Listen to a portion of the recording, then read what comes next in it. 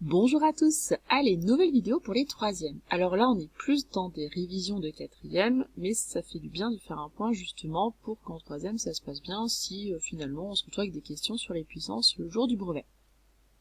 Alors, plusieurs petits exercices. Premier exercice, extrêmement basique sur la définition de la puissance, mais c'est très important de savoir faire ce premier style d'exercice sans calculatrice ici bien entendu. Exercice 2. Vous devez l'écrire, donc ici, vos résultats sous la forme d'une seule puissance, donc sous la forme a puissance n. Par exemple, 2 exposant 5. Donc là, il y a des petites formules à connaître. Multiplication de puissance, division de puissance, c'est les deux plus importantes ici que j'ai marquées. Et exercice 3, donner l'écriture scientifique des nombres suivants. Donc là, certains sont écrits sous forme en écriture décimale. Il faut y donner l'écriture scientifique. Là, on voit que les deux suivantes, c'est une écriture qui est ni décimale ni scientifique. Et il faut me donner l'écriture scientifique donc de tous ces nombres. Allez, je vous laisse travailler et puis après, on passe à la correction. Allez, c'est parti pour la correction. Alors, premier exercice. Pour le 2 exposant 3, je vous ai remis la définition de la puissance.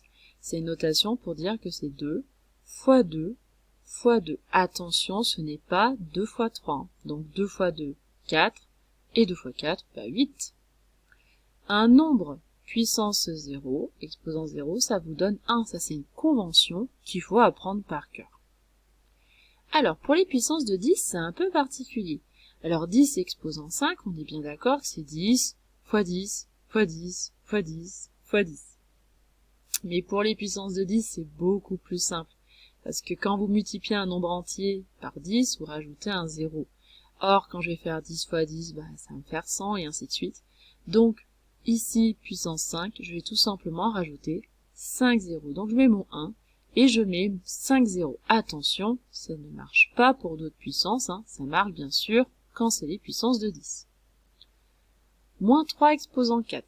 J'ai remis la définition encore. On n'est pas obligé, hein, mais ça peut aider.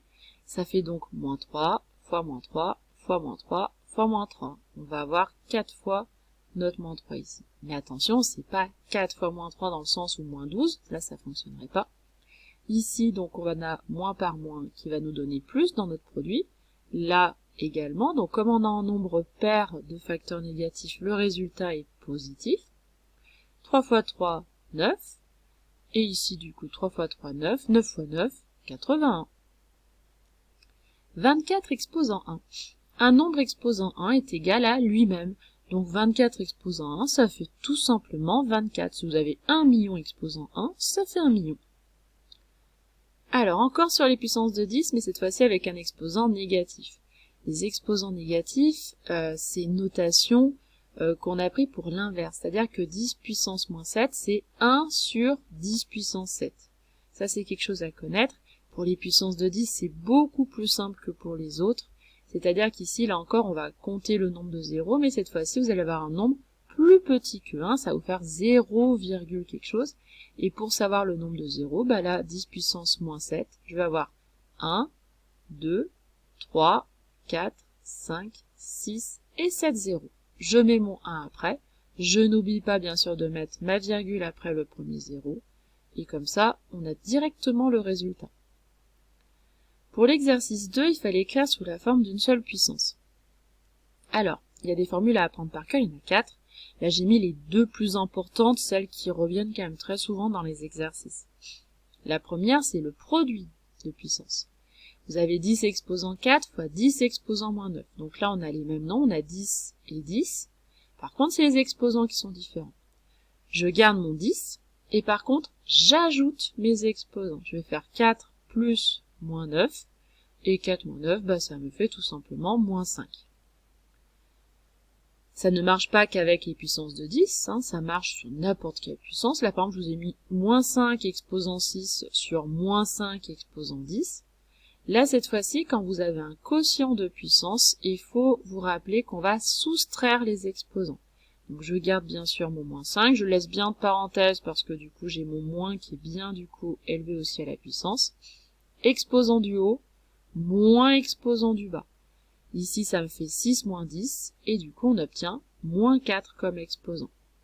Faites attention quand vous avez déjà un exposant négatif en bas. Si par exemple ça avait été moins 10 en bas, j'aurais fait moins 10.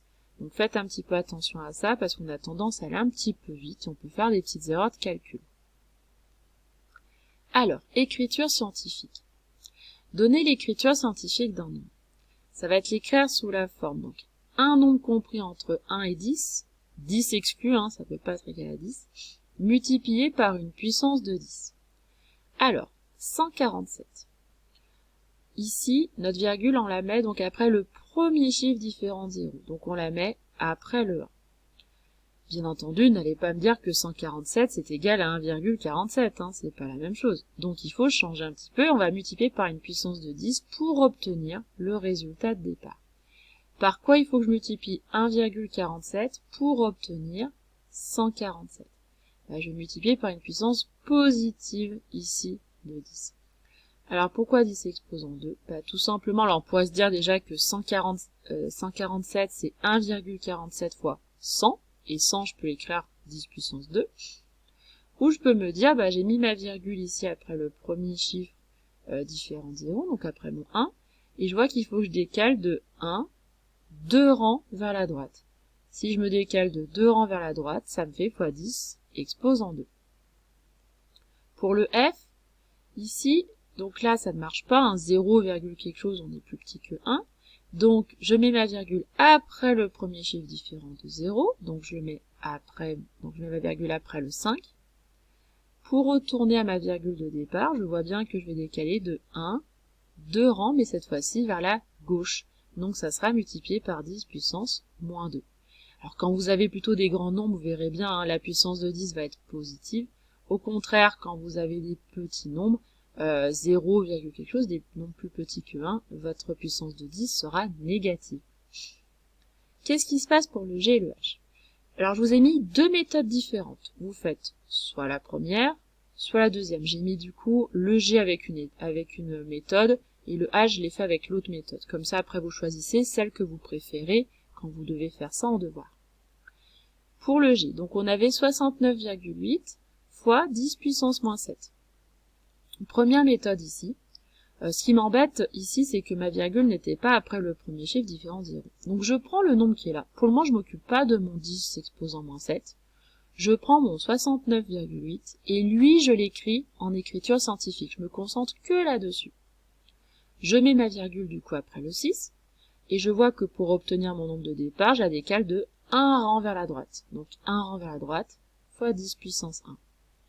Arrivé à cette étape, j'ai bien un nombre ici compris entre 1 et 10, c'est parfait. Donc, qu'est-ce qu'il me reste à faire? J'ai mon 10 exposant 1 fois 10 exposant moins 7. Et là, c'est la même chose finalement que ce qu'on a fait à l'exercice d'avant. Je vais ajouter mes exposants. 1 plus moins 7, ça me fait tout simplement moins 6. Deuxième méthode. Le truc a été justement plus simple à faire sur le H que justement sur le G, puisque sur le G on allait obtenir des 0,00, on a tendance un peu à s'embrouiller.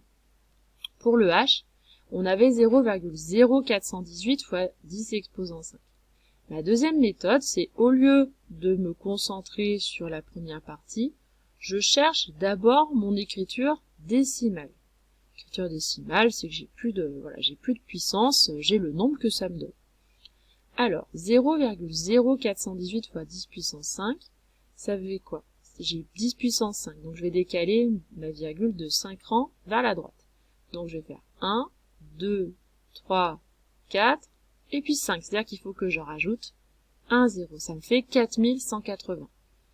Une fois que j'ai mon écriture décimale, je recherche mon écriture scientifique. Donc je mets ma virgule après mon 4, et je vois qu'après, il va falloir que je décale de 1, 2, 3 rangs ma virgule. Donc c'est pour ça que j'obtiens fois 10 puissance 3.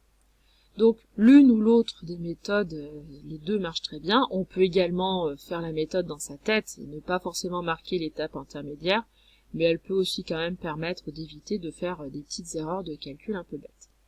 Voilà, j'espère que vous avez bien compris. À bientôt!